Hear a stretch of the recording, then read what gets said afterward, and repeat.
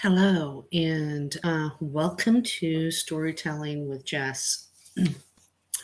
So, let me just kind of start out with a story about me that occurred on Monday.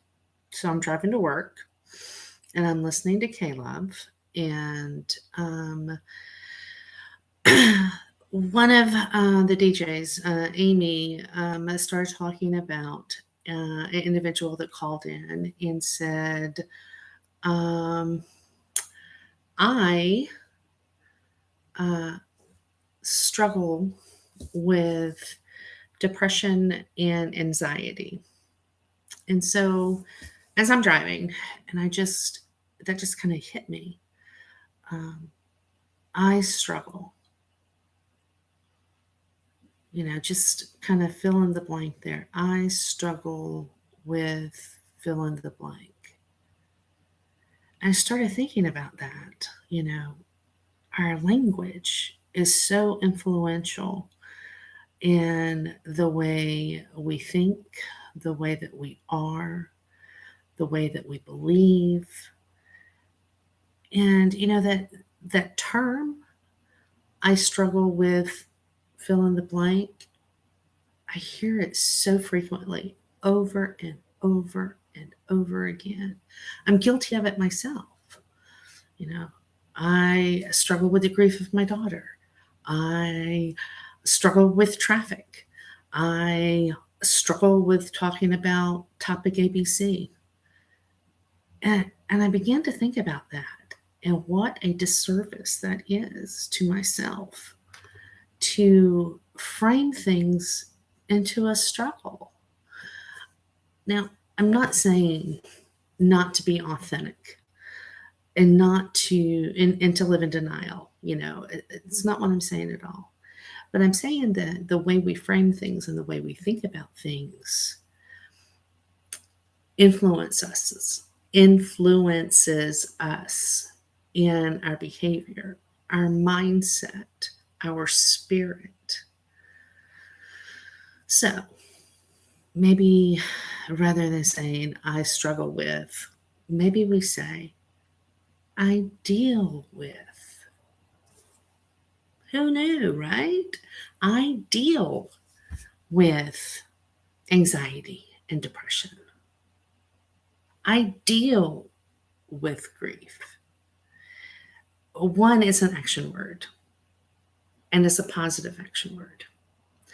And two, I think that when we take those positive action words and we start applying them, that somewhere in our brain, our neurons, okay, the nerd in me, here we go, the neurons in our brain fire differently.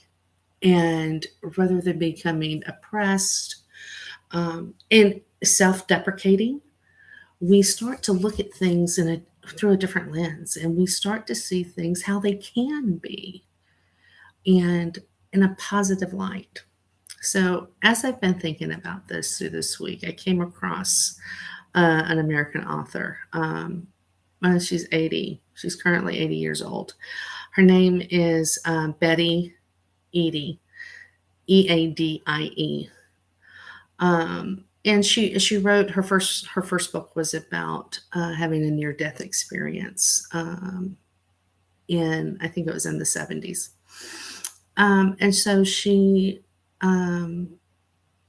came out of that having kind of a positive outlook on things. So let me share this quote from her with you. If we understood the power of our thoughts, we would guard them more closely. If we understood the awesome power of our words, we would prefer silence to almost anything negative. In our thoughts and words, we create our own weaknesses and our own strengths. Our limitations and joys begin in our hearts. We can always replace negative with positive. Again, that quote is by Betty Eadie. You know, isn't that so true?